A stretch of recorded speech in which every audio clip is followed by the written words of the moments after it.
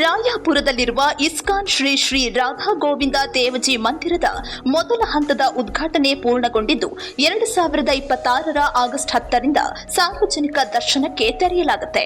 June 22ರಂದು ಪ್ರಾಣ ಪ್ರತಿಷ್ಠಾ ಮಹೋತ್ಸವ ನಡೆಯಲಿದ್ದು ಜೂನ್ 18ರಿಂದ ಆಗಸ್ಟ್ 9ರವರೆಗೆ 48 ದಿನಗಳ ಮಂಡಲ ಪೂಜೆ ಹಿನ್ನೆಲೆಯಲ್ಲಿ ಹೊಸ ಮಂದಿರ ಸಾರ್ವಜನಿಕರಿಗೆ ಮುಚ್ಚಿರಲಿದೆ.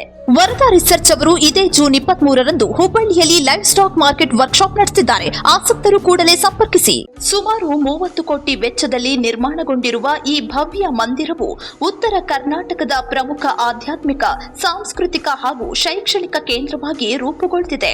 ಉತ್ತರ ಭಾರತದ ನಾಗರ ಮತ್ತು ದಕ್ಷಿಣ ಭಾರತದ ದ್ರಾವಿಡ ಶೈಲಿಗಳ ಸಮನ್ವಯವಾದ ವೇಷರ ವಾಸ್ತುಶಿಲ್ಪದಲ್ಲಿ ನಿರ್ಮಿತವಾಗಿರುವ ಈ ದೇವಾಲಯವು ಭವಿಷ್ಯದಲ್ಲಿ ಸುಮಾರು 2 ಲಕ್ಷ ಚದರ ಅಡಿ ವಿಸ್ತೀರ್ಣದ ಸಂಕೀರ್ಣವಾಗಿ ಬೆಳೆಯಲಿದೆ. ಮಂಡಲ ಪೂಜೆ ಪೂರ್ಣಗೊಂಡ ಬಳಿಕ ಆಗಸ್ಟ್ 10ರಿಂದ ಭಕ್ತರಿಗೆ ನಿಯಮಿತ ಪೂಜೆ ಹಾಗೂ ಸಾರ್ವಜನಿಕ ದರ್ಶನ ಆರಂಭವಾಗಲಿದೆ. ಹರೇ ಕೃಷ್ಣ. ಇಸ್ಕಾನ್ ಹುಬ್ಬಳ್ಳಿ ಧಾರವಾಡದಲ್ಲಿ ಈಗ ಒಂದು ಐತಿಹಾಸಿಕ ದಿನ. ಹಲವಾರು ವರ್ಷಗಳು ಅಥವಾ ದಶಕಗಳ ನಂತರ ಈಗ ಶ್ರೀ ಶ್ರೀ ರಾಧಾಕೃಷ್ಣರ ಮಂದಿರ ಈಗ ಒಂದು ಹಂತದಲ್ಲಿ ಬಂದು ನಿಂತಿದೆ.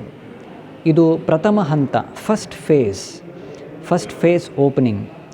ಈ ಫಸ್ಟ್ ಫೇಸ್ ಓಪನಿಂಗ್ನಲ್ಲಿ ಏನು ಜೂನ್ 18ರಿಂದ 22ನೇ ತಾರೀಖಿನ ತನಕ ಪ್ರಾಣ ಪ್ರತಿಷ್ಠಾ ಮಹೋತ್ಸವ ನಡೆಯಲಿದೆ.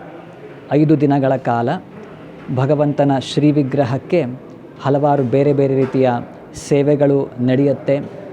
ಫಲಾದಿವಾಸ, ಪುಷ್ಪಾದಿವಾಸ, ಕ್ಷೀರಾದಿವಾಸ, ಶಯನಾದಿವಾಸ ಇತ್ಯಾದಿ. ಮತ್ತು ಜೀವತತ್ವ ನ್ಯಾಸ ಹೋಮ ಮತ್ತು ಇನ್ನಿತರ ನ್ಯಾಸ ಹೋಮಗಳಿರುತ್ತೆ. ಇವೆಲ್ಲವೂ ಕೂಡ 5ನೇ ದಿನ ಅಂದರೆ 22ನೇ ತಾರೀಕು ಪ್ರಾಣ ಪ್ರತಿಷ್ಠಾ ಹೋಮ ಇದರಲ್ಲಿ ಸಂಪೂರ್ಣಗೊಳ್ಳುತ್ತೆ. ಈಗಾಗಲೇ ಜೈಪುರದಿಂದ ಶ್ರೀ ಶ್ರೀ ರಾಧಾ ಗೋವಿಂದ ದೇವರ ಶ್ರೀ ವಿಗ್ರಹ ಮತ್ತು ಶ್ರೀ ಶ್ರೀ ಕೃಷ್ಣ ಬಲರಾಮರ ವಿಗ್ರಹ ಮತ್ತು ಗೌರನಿತಾಯ್ ಅಂದರೆ ಚೈತನ್ಯ ಮಹಾಪ್ರಭು ಮತ್ತು ನಿತ್ಯಾನಂದ ಪ್ರಭುಗಳ ಶ್ರೀ ವಿಗ್ರಹ ಈಗಾಗಲೇ ಬಂದಿದೆ. ಪೂಜಾ ಕಾರ್ಯಕ್ರಮಗಳು ಈಗಾಗಲೇ ಪ್ರಾರಂಭ ಆಗಿದೆ.